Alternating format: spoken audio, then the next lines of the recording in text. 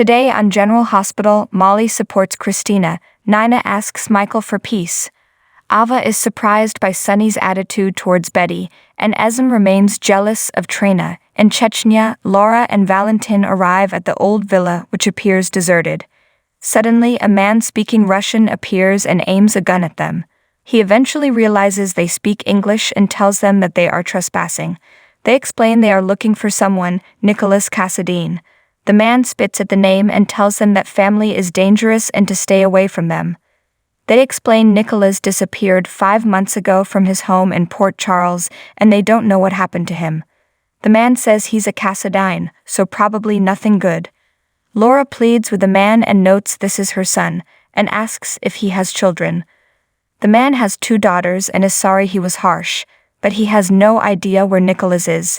Valentin asks if this is his house. He says he bought it through lawyers, and he never met the previous owners. Valentin comments, "Lucky you." The man feels it's obvious Laura's son has left her, but Laura refuses to believe that as he has children. Perhaps he was forced to leave, or she feels he's being kept prisoner. The man can't help them and asks them to show themselves out and walks off. Valentin tells Laura this is a dead end, so they need to get the hell out of there and back to the hotel. Dante takes Charlotte to visit Lulu at General Hospital, where she's been moved to. They head into her room and fill the still unconscious Lulu in on what's been happening. We never see Lulu. Dante gives Charlotte a minute alone with her mom, tells Lulu he misses her, and steps out. Charlotte cries to Lulu that she misses having a mom. She says Sam and grandmother take her out to do things, but it's not the same. She cries she hasn't even told her friends what really happened to her. She needs her to wake up. Later, Charlotte meets up with Dante in the hall. She misses her mom and wants her to come home, to their old home. She looked into the house the other day and everything was covered in sheets and it felt empty. She believes Mama would want someone to live there. Christina drops by to visit Molly, who is still on the couch. Christina wanted to see if she needed anything, but Molly says Sam beat her to it by bringing her a smoothie. Christina thinks Sam didn't get one thing for her and presents her with Valiant, the stuffed toy horse she had as a kid. They reminisce about childhood and how Christina chased some kids away who made fun of her horse when she was little. She thinks she likely made Molly's life a lot more complicated as a kid, and she's sorry. Molly isn't and says she was proud of her then and still is. Christina notes it usually was Molly who was looking after her, not the other way around. Molly says she couldn't always look after her, for example when Kiefer was beating her up. Christina wishes she didn't think about him anymore, but with this shelter, she knows she'll be working with kids in abusive relationships. Molly wishes she picked up on what was going on back then and gotten her to open up. Christina says Molly has nothing to be sorry for, and she couldn't find a way to get herself out of that hole. Christina feels that's when her life derailed, and she never got it back on track. Christina is unsure if she can really run this center and help these kids. Molly believes she can.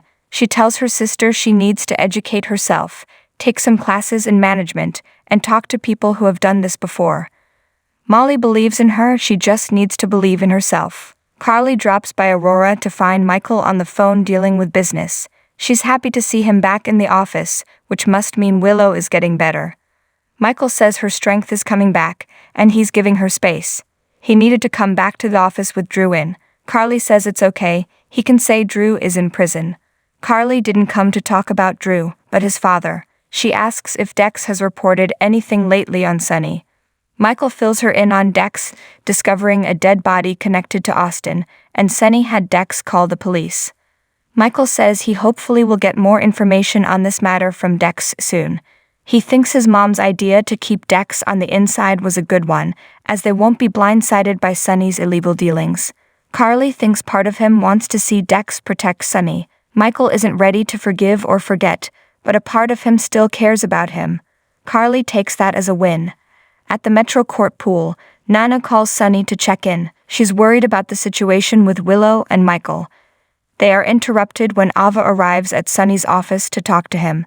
Nina later drops by Michael's office and thanks him for seeing her. She asks if they can make peace for Willow's sake. She admits to Michael when he stepped out the other day, she and Willow had a good talk.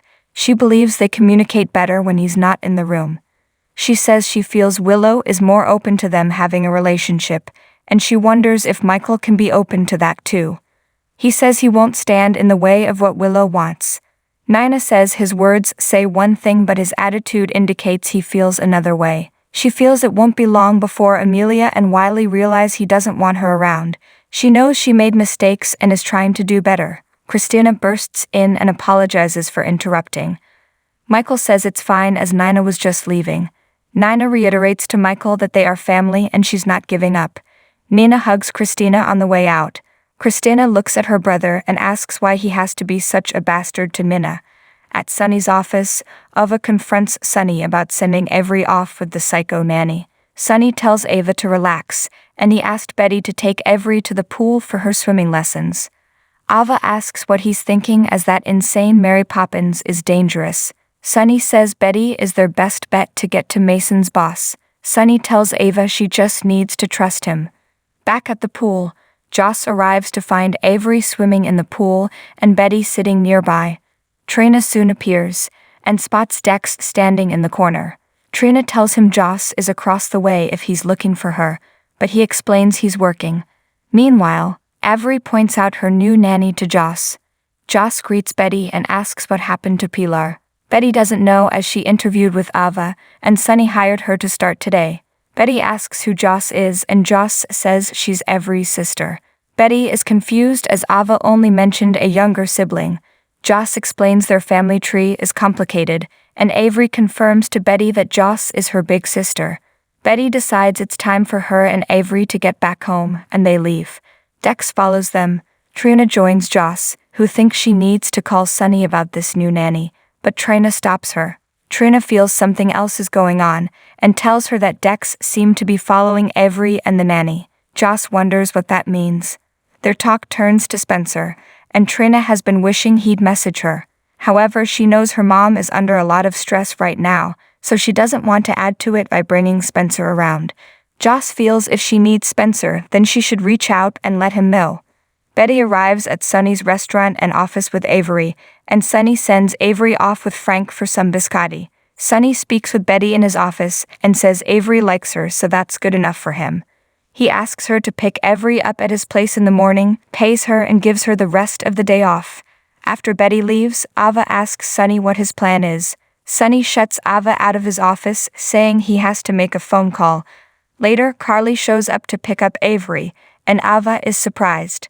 Carly explains Sunny just called her to come pick her up and asks what is going on here. Sunny simply says Avery wants to spend time with her sisters for a sleepover.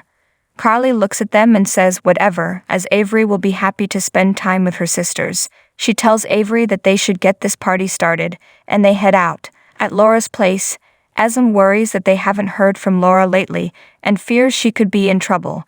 Spencer snaps even if she's in trouble, there isn't a damn thing he can do about it. She asks why he's so defensive. He apologizes and explains Trina's father could be paralyzed and he doesn't know how to support her. Asm says perhaps rather than lashing out at her, he should call Trina. He feels that would make things worse as Trina's mother hates everything and everyone Cassadine, which includes him.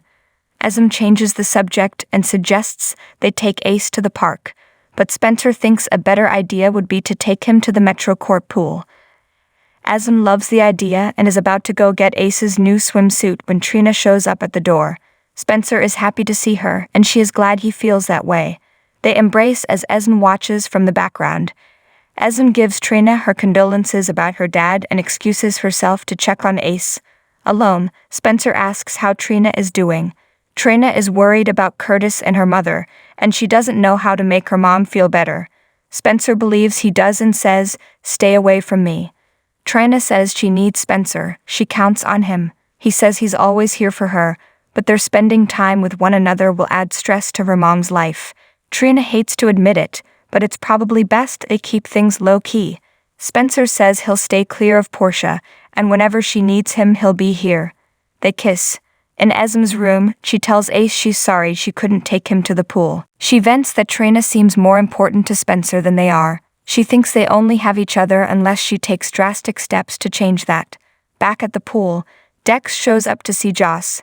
Joss asks him about Trina spotting him and surveilling the nanny and Avery. Dex admits he was tailing her to keep an eye on her. Joss feels she has a right to know what this is about. Dex doesn't know, as Sunny didn't tell him, but he thinks it has something to do with Ava. At Sunny's office, once Carly has left with Avery, Ava tells Sunny that he can't bring Carly into this. He swears he won't tell Carly about Nicholas unless he has to. He says the good news is Betty has bought his act and will lead them to who is behind this. When he finds them, they won't know what hit them.